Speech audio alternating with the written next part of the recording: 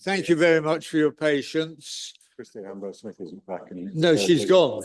Oh, she's left, has she? She's gone. Right.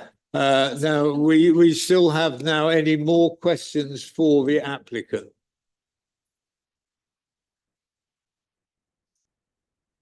Okay, that's fine. Thank you very much indeed. And now we've got, I think we're going to go all the way to the officer. And have you got any comments you'd like to make? Thank you, Chair. Just really briefly. I think in my update to members, I've already clarified the matters regarding the landscape visual impact as prepared by Alison Farmer, so I will not go into that any further. I think my report obviously needs to be read in full. There are some points raised there regarding the sustainability of the site. I think 7.141 of my report does actually set out balance with regards to some of the other benefits of the scheme, including the Puffin crossing.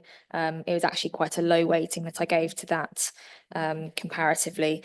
With regards to the local need, I think it's been discussed and raised by a few members. There's not considered to be a robustly identified local need for 126 dwellings, and that is local meaning Streatham and Little Thetford. Obviously, the other villages have been taken into consideration, but as set out in detail in my report, is not considered to be the purpose of a rural exception site to absorb all of the need of many different villages, and it would be taking the flexibility applied by the local authority and the council too far if we were to include many more villages into that needs assessment. To also clarify, there were some matters raised regarding more detailed elements. The scheme is an outline, so the only matter committed is the access. So, for example, the landscaping and play areas would be covered under reserved matters. I believe that was already appropriately clarified by the agent. And matters regarding just build homes have already been clarified. I would just like to point out that we have given appropriate weight to those comments and consideration in the office report. They've not been discounted, irrespective of the query raised regarding some of the validity of some of the comments. And that's all I'd like to add, Chair. Thank you. Thank you. And members, questions for the officers? Well, where you go, Keith. Thank you, Chair. I'll check, make sure the light stays on this time. So it's fair to say that apart from the 3 reasons you've given here for refusal, all of the other conditions you're satisfied, you're happy with? Yes, that's correct. Excellent, excellent. So with regard to the first one, 1.11, and that relates to HOU 4, local plan 2015 as amended to 2023. We've heard from the applicant they're not going to be building any closer to the road. So in terms of adverse landscape and character effects, be interested to understand how you ascertained that 126 is worse than 83 unless people are going to view this site from the air. Because I think, disagree with me by all means, that's the only way you're going to see the back end of the site. So we have to consider that obviously the main point of visibility in the most sensitive area will be Cambridge Road, yes, of pedestrians and vehicle users, but there are obviously other local points of view, including from the A1123 towards Warburton. We have to consider that landscape impacts are not just immediate to the site itself, they're also broader. The landscape visual impact assessment submitted by the applicant obviously has done a variety of different viewpoints. The concern being that the site in growing from 83 to 126 is encroaching quite significantly further into the countryside. And for the reasons set out in the report, that's including going on to lower lying areas. We're talking about a significant increase in the site itself, and to caution the fact that the 83 would then justify further development. It was made clear when approving the 83 that it mitigated for its own impacts, so that over time its impacts would be minor to negligible. So to then say that the incursion of the 83 then demonstrates or makes the land less susceptible to more development is a little bit of a backwards argument, because it could arguably suggest that we just perpetually go into the countryside. So my comments to you would be those set out in the report, that the reasons for causing landscape harm, I believe are quite clearly set out for the reasons stated already. If I may continue, Chair? Thank you. I'll jump on to your third point now. The application proposes a residential scheme, require contributions, etc., etc. Am I right in assuming those could be addressed through a Section 106 agreement? That's 100% correct. So the absence of a legal agreement in this particular instance is a reason for refusal. However, it's one that is almost a formality, because ultimately with many applications, we would expect that they are addressed at appeal. It's because if this were to be approved today, we couldn't appropriately secure the contributions. Sure. So it's a reason for refusal, but obviously it's not expected that should that be addressed, should this go to appeal, it would be one that would very likely be addressed and not upheld by the council. So it's fixable. Yes. Good, excellent. So it really comes down to the nub of the matter as to whether or not we accept that 126 affordable homes are actually needed in the district. The matters are whether it's appropriate in this location for Streatham, given the scale of the development in proportion to the village itself and the local identified need. I would draw your attention to the policy how for, which is for rural exception sites or affordable exception sites as they know in the local plan, and it requires a demonstrable local need. And that is indeed the interpretation. The National Planning Policy Framework also applies to rural exception sites. It's not the responsibility of these sites to absorb a district-wide need.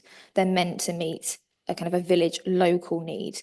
So yes, you're correct.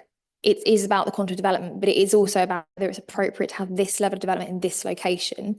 The argument being in the report that in accordance with the spatial strategy, which is set out by Growth 2, of which How 4 is a very important part, is should this not be going towards the more sustainable settlements, noting that they will have more choice in terms of jobs, shops, facilities, also recognising that people in who need an affordable home may also fall into a more vulnerable category as well. So putting them in places where it is more sustainable, which is in this instance not considered to be Streatham. Thank you. You make a good point. But am I right in looking, and I think you alluded to it in 7.19 of the report, and it really boils down to interpreting the NPPF as to local housing need and how you define local. Now, local could be in the immediate vicinity or it could be wider. So granted that there's probably not 126 families living in Streatham at the moment that are looking for an affordable home today. I would not dispute that at all. But you look at the housing list and for the wider district, yeah? What's our track record of delivering anywhere near our target of affordable homes in the last 5 years, 10 years, 15 years, whatever time period you can comment on? Yes, so a couple of points raised there. With regards to the local need, and this being local village specific, policy How 4 is the key policy for that. And it's considered to quite clearly set out that this need isn't district need, it's local need, it's village need. So that's where that interpretation has come from. With regards to the delivery, it's been pointed out, obviously, since the plan started to 2011, there's been undersupply against targets. And there's obviously been an undersupply in the past since 2020. I've set out in my report, forgive me, I will need to find the paragraph, but with regards to under delivery, the reference has been made that we've obviously under delivered since 2011. Perfect, thank you very much. So yes, there's an under delivery since 2011. However, we did, with many other authorities, have a report in 2021, which was prepared by GL Hearn, and that effectively revised that figure. So it is considered in discussion with the council's policy officer to actually consider the to take it from 2020 that obviously that we've been under supply against that figure. And if you set it in my report, if you take that figure, it's 470 under delivery. But so that if you're looking for a specific figure, that would be it since that point in time, since 2020, against our target of 254. It's not disputed that there's a under delivery. Good. That's the Yeah. point I want to make. Yeah, is that absolutely no, is it's that not disputed under delivery. We have a target. Yeah. And we're not quite achieving it. Mhm. Yeah, and you also referred, I think, in section, just give me a moment, in here, I think I've underlined it in here, in 735, where there was a written ministerial statement in, well, it was Sorry, like yes. July, October and December 2024, where it talks about housing targets, and these should represent the floor, i.e. the minimum, and not the ceiling, Mhm. the maximum. So even those targets that we're not meeting are, well, we're not meeting the floor, let alone the ceiling. Is that? Yeah, and Yeah. that's common for, that's for, you know, for all housing targets, that there is no, we shouldn't be providing a maximum level, but obviously, yes, I've said it here, I agree. There is, yeah. Thank you. No, just checking me facts. Thank you, Chair. Thanks, Holly. Just following on from that point, bearing in mind the Burwell site we visited this morning, the Soham Gateway site, Eastern Gateway, which I understand the section 106 is close to completion. Won't those be making significant contributions to our affordable housing needs without going down the exception site route? Yes, so they will be, and if, oh, sorry, fine. Any more questions for councillor Colbert? Yeah, thank you very much. I'm just struggling a bit with a couple of the county responses. On page 97, highways seem to be talking about vehicle movements of 85 two-way trips at the morning peak and 80 two-way trips at the evening peak. That doesn't seem an awful lot to me for 126 houses. Am I being particularly Sorry, dim? they are, so they are kind of hourly peaks. Yeah, I realise But that. yeah, so they, no, I don't think you're you're being dim. I think that's the data they've given us, and that's based upon the applicant's assessment as well as a wider database of movements for associated with kind of residential Okay, uses. okay, well, it just seems unlikely to me, but okay, I would have thought there'd been far more vehicle movements. And the other thing, I simply don't understand this. Looking at the county education, library and strategic waste columns, it says that, if I'm reading this correctly, it says that they aren't requiring a contribution for early years or primary school education, only for secondary school education. Does that mean that there's a school sitting in Streatham with practically no children in it and they're expecting the estate to fill it up, or what? Thank you for your question. So under the kind of a few iterations of the application, under the 83, the school was quite near its capacity, and that has to take into account other planned developments as well. That included a site in Wilburton. Since that application and considering one in front of us today, the site in Wilburton is no longer a live planning application, has been removed from the forecasting, as it were, and now there is appropriate capacity at the primary school.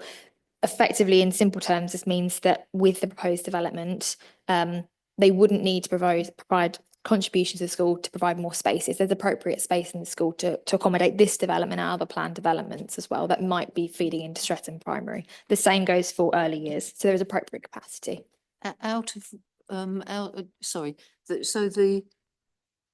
the capacity's been catered for in existing approvals on developments. So what happens if those developments don't actually go ahead?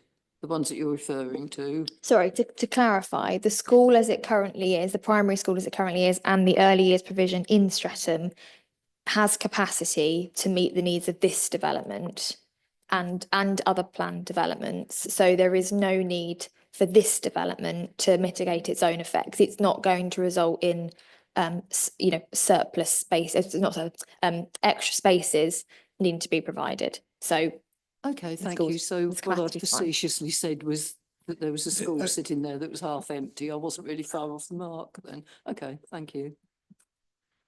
Just a very brief question, Holly. A very brief question. We approved 83 on our last meeting. And am I right in thinking that actually the combined housing need figure for Little Thetford and Streatham is slightly below that figure? You can answer that yes or no. Yes. Thank you. Any more questions? Away we go. Thank you, Chair. I just wanted to clarify if the conditions, because there's like comments by the historic environmental team, the lead local flood authority, for instance, and the rest made comments on conditions to be included. If this application went forward, would these conditions be added to the conditions as a part of the approval stage? Yes, so should this be approved, and obviously a motion, it would be also to delegate authority for us to impose conditions as set out by the statutory consultees. Thank you. And oh, sorry, and to clarify also section 106 as well, because we would need that to your contributions and the affordable housing. Members, any more questions that you can quickly pose? No? Well, in which case, we will now go to a debate. Councillor Wilson. Thank you, Chair. I definitely agree with the officers that this 126 is too big for this particular village.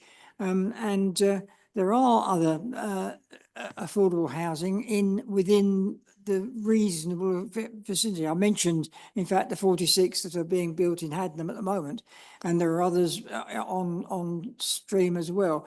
So I think that I'm very nervous about large developments, all the same sort of housing in one place. Also, it's not a particularly good place for it, but it's better than nothing, and we do need housing. But I think 83 is still quite a big development, and I think that is sufficient. And I think we should stick with what we agreed before and not have this extra one. The other thing, of course, is the way that they're suggesting, and I know it's not, it's only possible, indicative, but you know, if you're driving along the A10, it was sort of vaguely, you know, the nearest houses were and the furthest houses were further back, so you probably didn't see all of them, but all these houses plonked right in the middle is very, very noticeable indeed, and it will be very noticeable when you're on the A1123 as well. And it's not really part of Streatham. Streatham also, it has a disadvantage of not having lots of shops and things, so it hasn't got a great deal of infrastructure. It's got some, but it's not an ideal place. So I would like to support the officer's recommendation. Happy to second, Chair.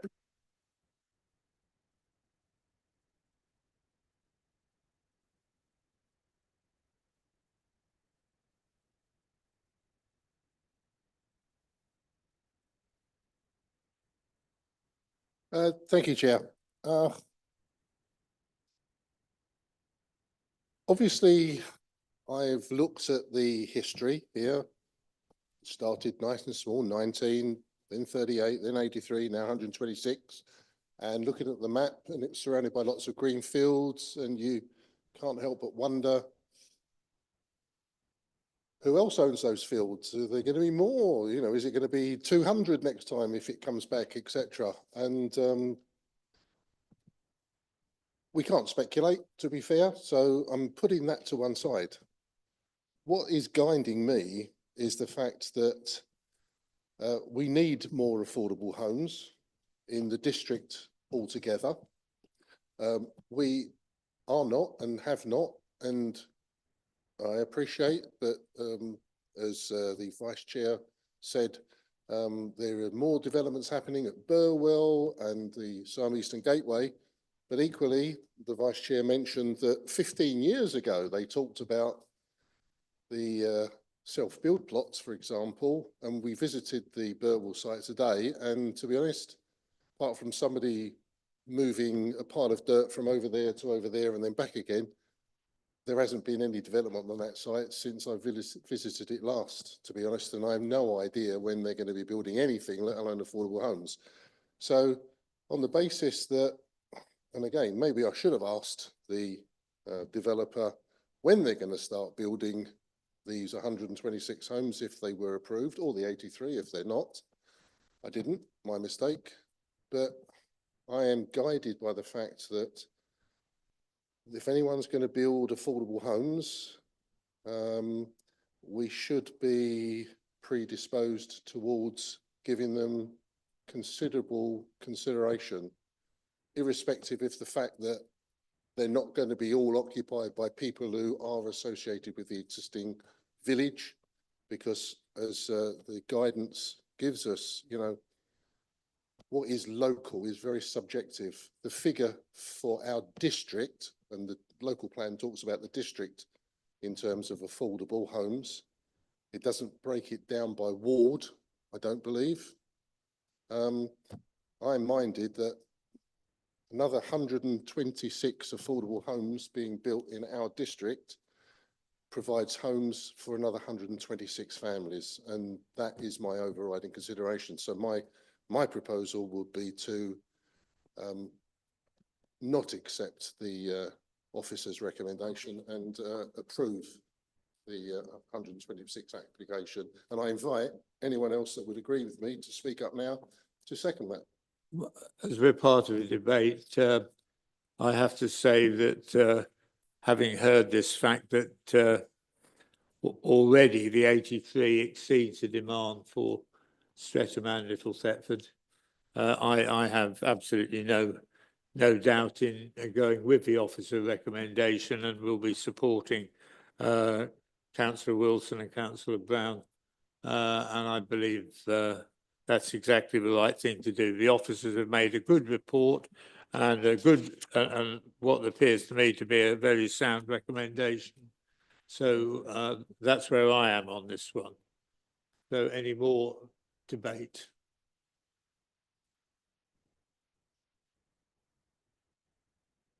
Okay, so we have.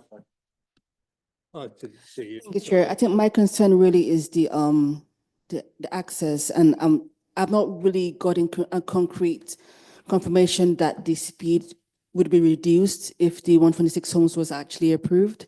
And obviously, as a mother, I can't imagine my child, for instance, being at risk. I'm just trying to think from my perspective. So if there can be some guarantee that the issue of the roads will be looked into, I could potentially approve or second his recommendation. Okay, I've made a note of that. Any more debate? We have a proposal from Councillor Wilson that we adopt the officer recommendation to refuse the application. It's been seconded by Councillor Brown. So we're now going to go to the vote on that matter. So all those in favour of that matter, please raise their hands. 1, 2, 3, 4, 5, 6, 7, Chair. And will those who are opposed to that please raise their hands? 1, Chair.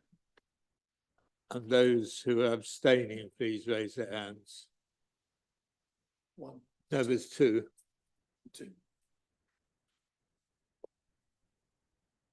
So what is the result there? 7, 1, 2. 7. 7, 4, 1 against, 2 abstentions. Remember, we've only got 7 because the councillor Ambrose Smith is now left. Yes, of course. So that application has been refused in line with the officer recommendation. We'll just wait for 30 seconds if people wish to leave.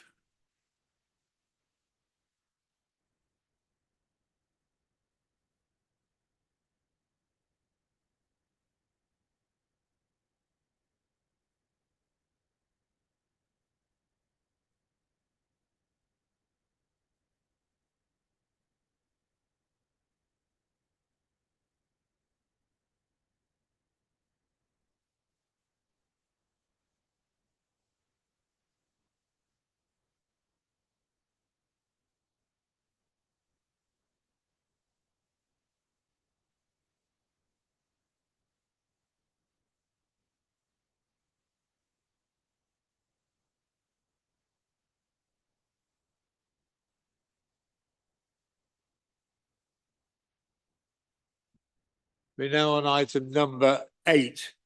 And can we have the officer report, please?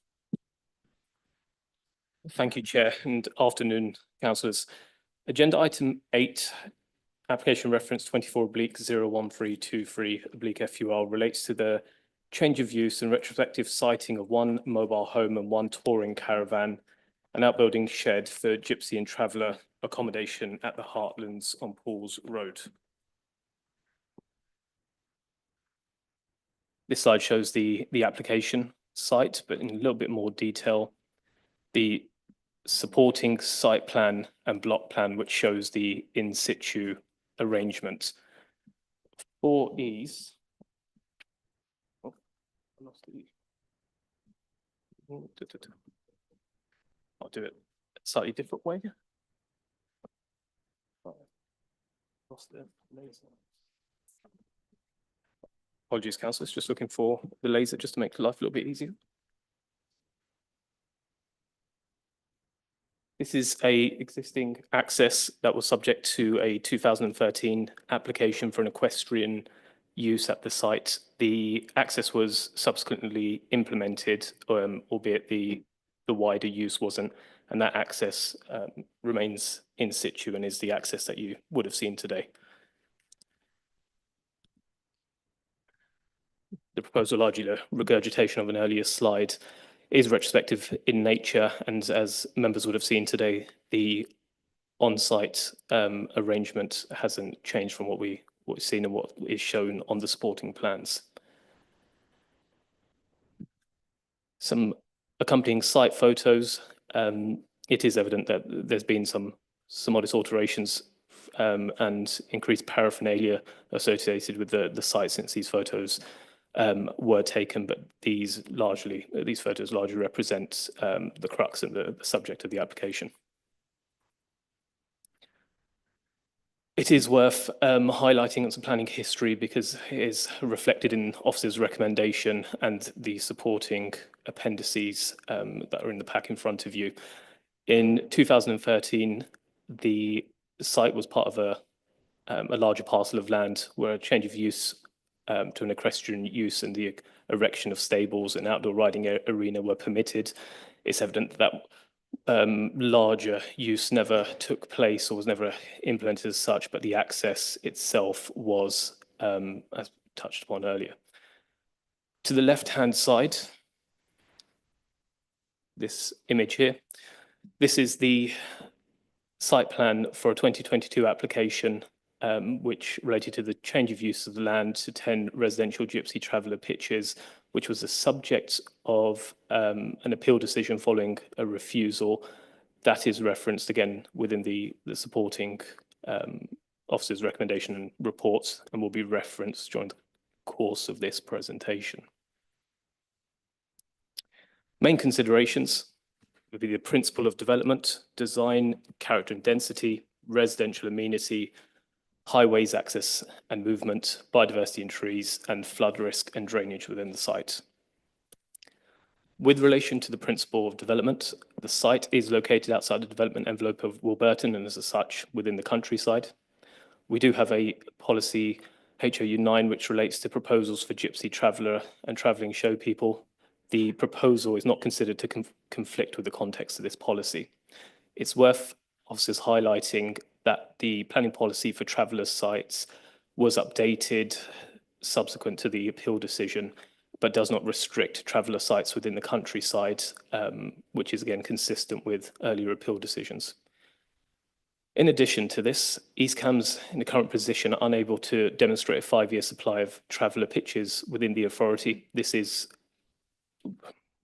drawn or referenced within the supporting appeal decisions.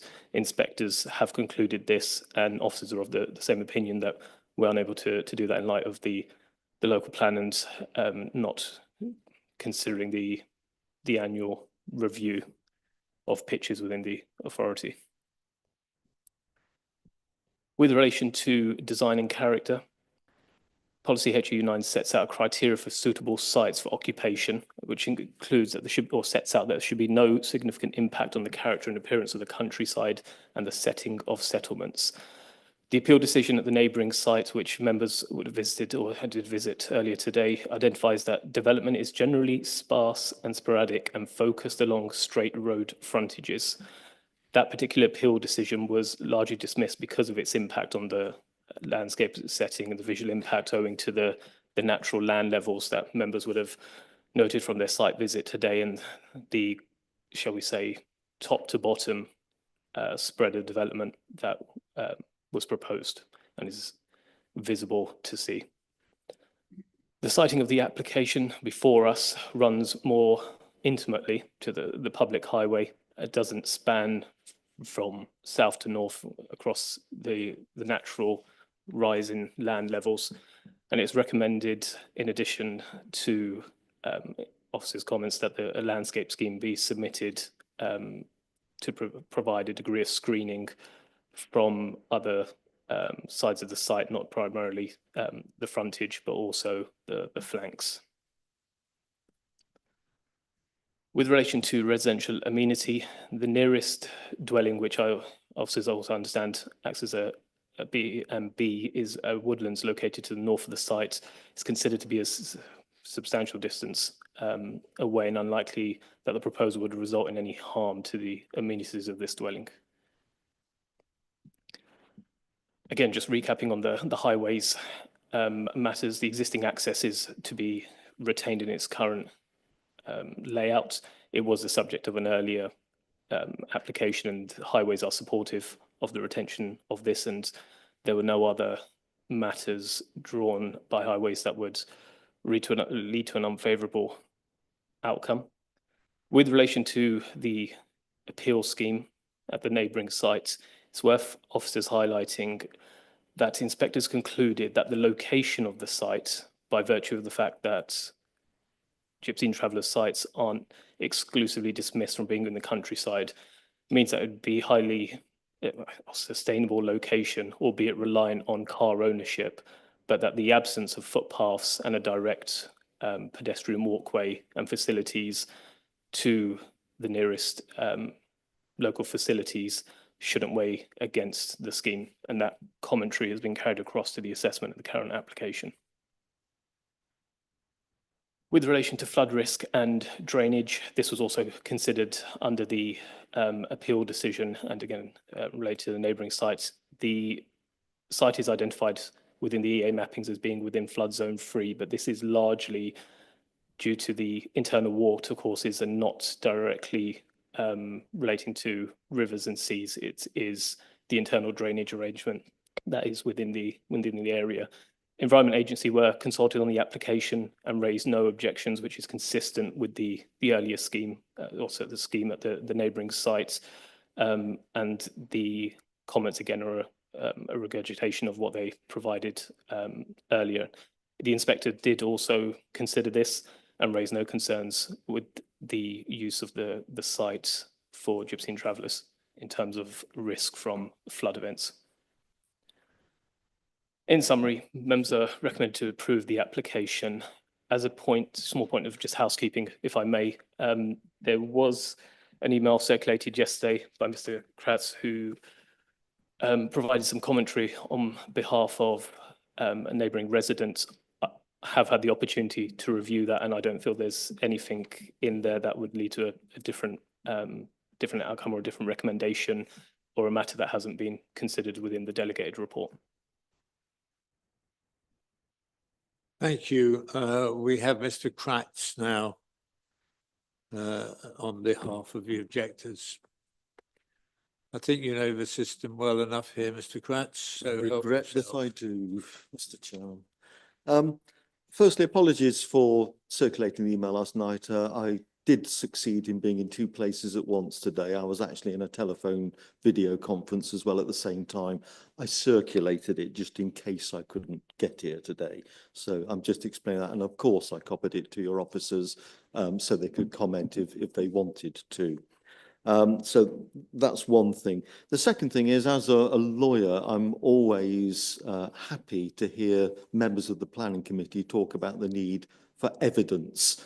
And although I was slightly popping in and out, I heard the members explain the need for evidence. And I heard the officers reiterate the need for evidence, both in the application for a farmhouse and also in relation to the proposal at Streatham as well, with evidence being needed for housing need. I say that by way of context because I act for the owners of the nearest dwelling, Woodlands, which is a bed and breakfast establishment as well. It's very much more elevated than this site. And when you stand at in the tourist accommodation at Woodlands and look out, you do actually see quite a lot of countryside, which being a local, I know that you don't generally see a lot of sky. But unlike the billiard table below, Woodlands is elevated, and the visitors, and I've seen the comments in the visitors book, totally appreciate the outlook. That's not to say it's the view, but what it is the character and appearance of the locality. And despite the fact that Grunty Fen leads on to Whitecross Road, nonetheless, from that vista, it is genuine Elysium paradise. The context of this is informed and reinforced by not one, but 4 refused applications on the nearby site, the adjacent site, which was reiterated at appeal. And although it's always possible to distinguish appeal decisions, nonetheless, the impact on the character and appearance of the countryside was reiterated. And although this is only the frontage of the site, nonetheless, the word that springs to mind is totally, well, so it's 2 words, but is incongruous. There's an incongruity about this site, despite the fact that it's in Grunty Fen. In regard to the actual material considerations, I'll start off with the principal development. Your officers suggest that there is an unmet need for gypsy accommodation. They do that on the basis of a hunch because there's absolutely no empiric evidence to back that up at the moment. The GTAA, the needs assessment that the district uses, was shared with about 9 other authorities. And I've been involved in applications both for and against gypsy accommodation in Huntingdonshire and in Kings Lynn and West Norfolk, which shared the same empiric base. And they're all in the same position. There is a miasma surrounding the numbers and the need. But one thing that everybody's agreed on, there is no demonstrable need. So therefore, I've got to say the officer's report doesn't contain any factual basis, any evidence about that need. Currently, all of the gypsies and travellers in East Cambridgeshire are on authorised sites, and that's because of a quite enlightened view going back 40 years when we started giving those permissions and encouraging family ownership. But this site is almost wholly in flood zone category 3. And I was just getting out my PPG again to refer to, and I'm going on to evidence. If you're going to put permanent residential caravans classed as highly vulnerable into a flood zone 3 area, the sequential test must be carried out and passed. And there's no evidence that there's been a sequential test in this case. With regard to national planning policy, the proposal must, of course, be considered against your local plan. In regard to the criteria-based policies, ENV 1, 7, 8, CM7 and HOU 9, it fails on the criteria. For all those reasons, my clients would hope that the members would refuse this application. And if you like, that's also reinforced by the ministerial statement, which changed decades of planning law, which said that you are entitled to take into account the retrospective nature of the application. Thank you, Member. Chairman, happy to take questions. Thank you. You were very, very close there. Questions for Mr. Kratz?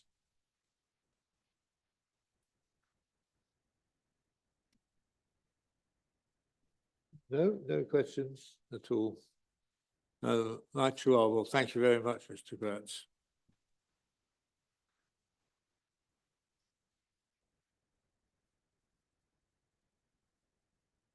Amy Richardson.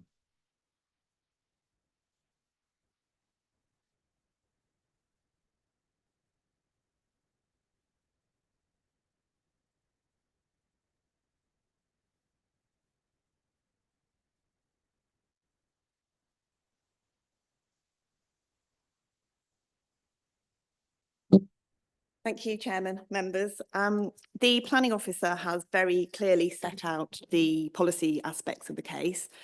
But given this is a retrospective application, I thought it might be helpful to the members just to understand the background to this application.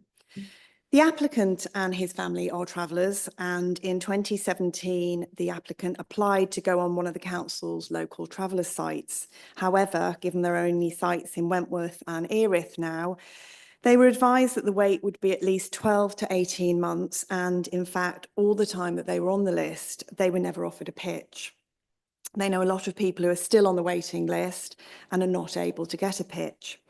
The applicant has subsequently married and now has 2 small children and was living over with his father at Rampton on a pitch, but with his expanding family, that pitch became too crowded, and overcrowding is an issue on a lot of the sites at the moment, and he couldn't accommodate his horse stock. The applicant had his name down for one of the 10 pitches that was referred to on the appeal site, on the neighbouring site, but as you've just heard, that wasn't granted consent, so he couldn't relocate as planned. The applicant is a landscape gardener, and with the majority of his work in the Ely and surrounding villages, he was gifted the site by his father in October last year. And whilst he does work full time, he does also use the site for equine purposes, as he owns a stallion, which needs quite a lot of care and attention. He did move onto the site without planning permission in place for the residential use, but it was out of desperation as he needed to ensure that he had an appropriate place for his family to live. He was getting nowhere waiting for the council pitch to become available, and there were no existing traveller sites with permission he could purchase. As you've heard from the officer, the site did have planning permission for an equine use, which I'm not sure if members have seen that, the built form that went with that planning application, but it was for a courtyard of 19 stables, a large equine development with a considerable amount of ancillary accommodations such as kitchens, offices, storerooms, and there was a very large parking area with a horse box turning facility as well. The Red Edge location plan for this application echoes the stable site, so no new built form can go beyond that land at that line. There's no depth to this development. It's predominantly frontage, and that reflects the comments of the inspector in recognising development away from settlements in this vicinity is sporadic and focused along the straight road frontages. So the built form here echoes where the built form was in the 2013 planning application. The policy in HOU 9 is looking to avoid significant adverse impact. The key word is significant impact on the character and appearance of the countryside. Whilst there will be some impact from this development, it wouldn't be any greater than the equine site, and certainly not with the parking and horse box turning area that went with that application. Whilst it's always unsatisfactory when an application is retrospective, the applicant was at his wit's end in terms of wanting to provide a home for his family. He had tried to do things the correct way and put himself on the council's waiting list, but the plots were simply not coming forward. The council has acknowledged that they don't have an up-to-date 5-year supply in deliverable traveller sites, and this has been accepted previously in other recent approvals in the locality and acknowledged by the inspector on the recent appeal. Just a quick mention about flooding, because this has been dealt with at the appeal, and a detailed flood risk assessment was submitted with this application, and that demonstrates that this land is unlikely to be at risk of flooding. It's only flood zone 3 due to outdated mapping. There would need to be a catastrophic failure in terms of defences and the pumping system for this site to flood. And that has been dealt with by the inspector and with our flood risk assessment. The planning officer's report details the planning policy and confirms why the application is policy compliant. It does also explain that an inspector's decision does carry significant weight in the decision-making process. On that basis, we would invite you to support the officer's recommendation that this application would contribute to Hello. You an have unknown level 5 of. minutes. If you'd just like to sort of come to the end of I'm a on my last sentence. sentence. The end. I'm on my last sentence. An unknown level of need in the district, and that any harm arising to the setting of the countryside would be outweighed by the proposal in terms of bringing forward a much needed pitch. Thank you. Members, questions for the applicant?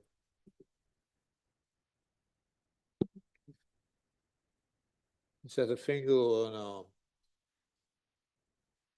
Keith, away you go. Thank you. Sorry, I didn't catch, you didn't introduce yourself, whether you're the applicant, whether you're I the person living am there or. standing in for the applicant's agent who couldn't make planning committee today.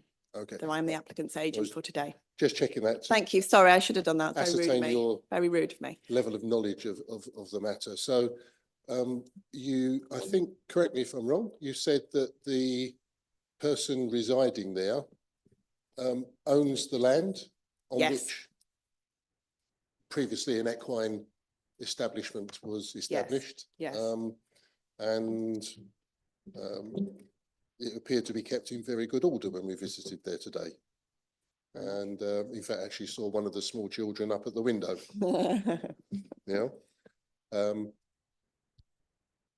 Obviously, I guess with the previous decision of the site just adjacent along the road, it must cross people's minds that, you know, is all of a sudden this going to expand into that? So in terms of the surrounding land, obviously there was a piece that was sort of fenced off and the rest was a couple of green buildings and horses. Do you own all of that land or just the piece where the buildings are? Yes, I own all the land up to, there was like a hedge there on the left side, all the way up to the hedge. Thank you. Thank you. Thank you, Chair. If you just clarify, please, the previous application for equine use only, you said that buildings were approved in the courtyard area. So I take it they were never built. Okay, and is the dwelling that's there now on the footprint of the previous buildings? Yeah, so the development that was approved as part of the equine permission was a large courtyard, traditional timber-built stables with a large parking court in front of it with a turning circle for horse boxes. And the red edging for that application echoes the red edging for this.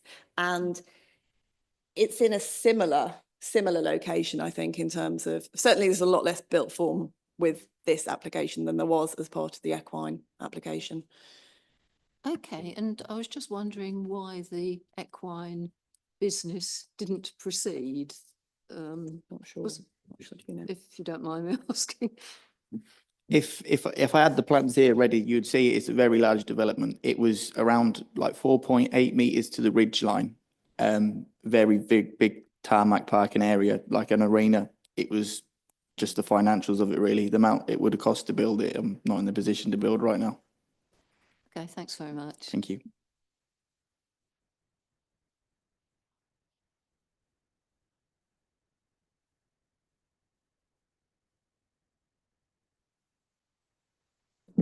Nothing from my side, Chair.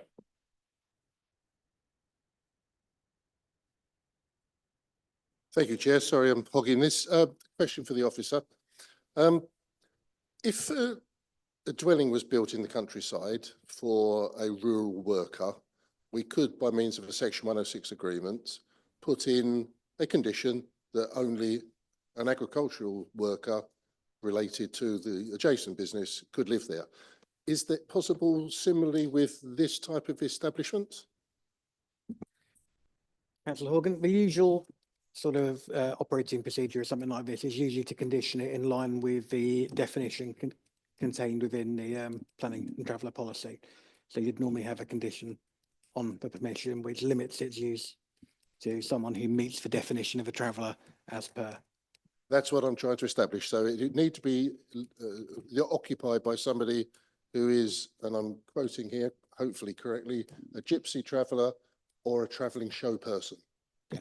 So, yeah, so any condition would need to be in line with the current definition.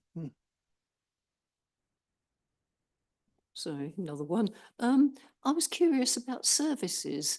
What services are operational on the site? Presumably they've got electricity, and I saw a tap and gas bottles. What about sewerage services?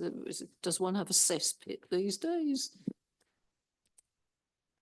I don't believe I have the answer to that, councillor. And I wonder if we can revert back to the applicant on that, because I'm not sure of the answer to the services question. Okay, but, right, okay. I was assuming that there would be some sort of requirement. Yeah. Can I address the applicant, please, Chair?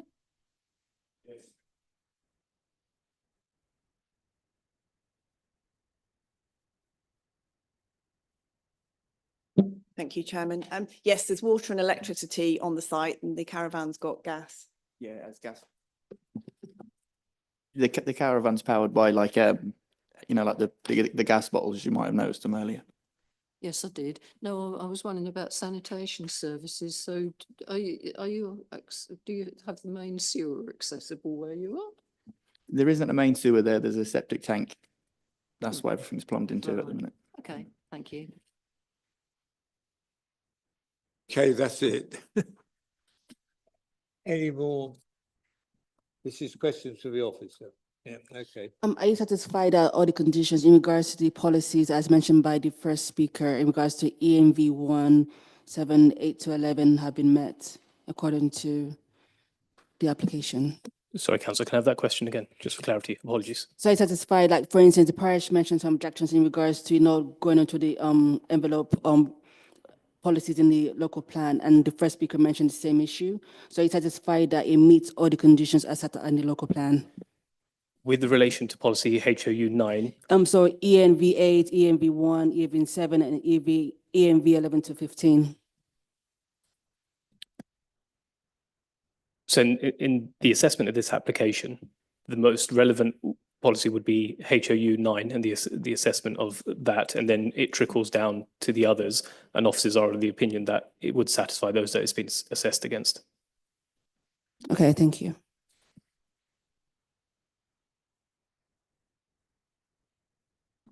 Have we finished with question? Councillor Goodall. Just one quick question for you. The site was beautiful today, very clean and everything. Are they, if approved, is the applicant entitled to all the bins, recycling bins and all rubbish, and would it be collected by our own East Cambs Street Scene?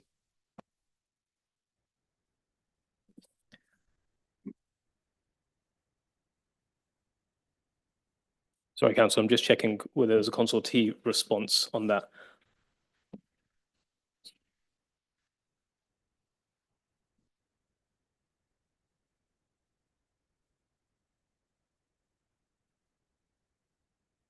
There's no consultation response from the authority waste team, but at a high level, I'd see no reason as to why they wouldn't be. There would be a need for waste and bins, and there would be collection. So I'd see no real reason as to why they wouldn't be afforded that. Okay, if that's the last question to the officer, we'll move on to debate. And now it's your turn, members, to say what you want about this application.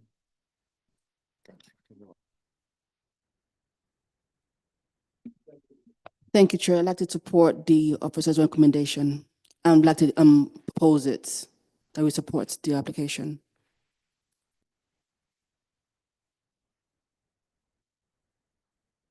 I don't understand that signalling. And I'm happy to second that, Chair.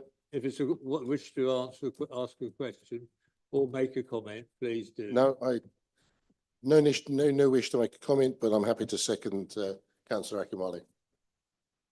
Okay, and councillor Brown. Thank you, Chair. There was a question earlier on about conditions on occupation.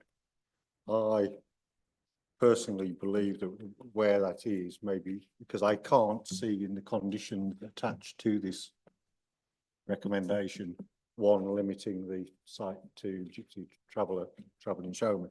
So I would like to ask the proposer and seconder whether they would include an additional bit that we do put in that condition. I'm very happy to support it being there. I But felt, Chair, that I do feel that where it is in the countryside, we should be putting in that condition. I felt, Chair, we'd had confirmation from the planning manager that such matter would be included. But it's not in what's in our paperwork. That's why I asked him. Yeah, but if you're proposing the recommendation that's in the paperwork, it's not in there, so we need to add it in. That's what I'm saying. I'm happy to include that officially. So, Sorry, Bill, can I just- yes, So just to clarify, you're happy to delegate to myself for the wording of a condition to restrict the usage of the site to persons in line with the official government definition of a traveller. I'll just clarify that. Yes. Thank you. so this is proposed by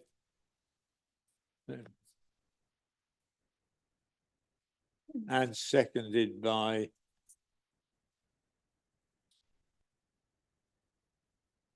and that is to approve the officer's recommendation, but with the authority to the planning manager to make conditions as he requires.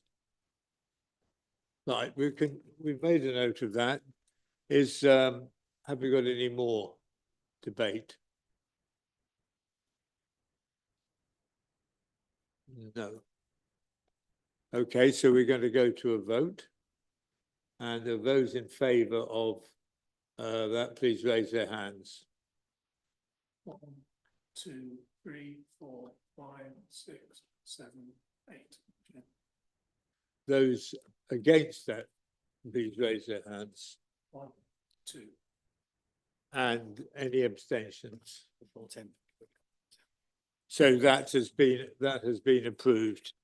And there we go. We will move on in a minute.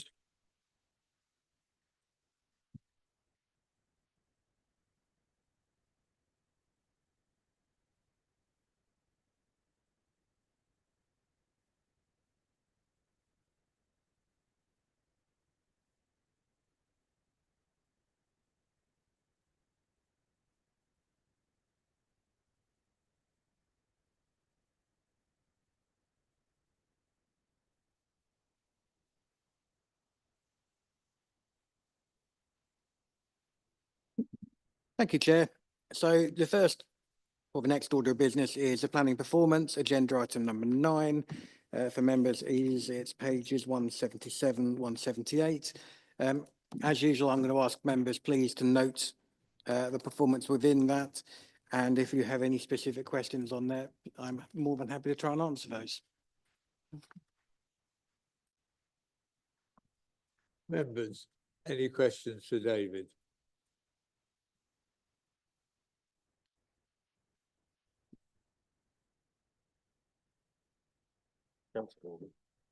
I don't think we have. Hang on, Councillor Horgan had his hand up. Ah, Just the one, Chair.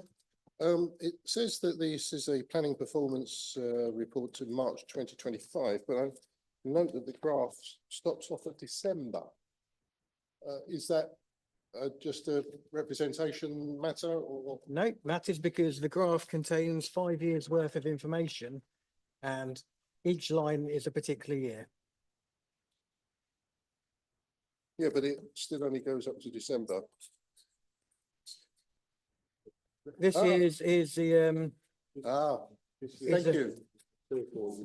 Yes, I can see it snuck in on the left-hand side. Thank you.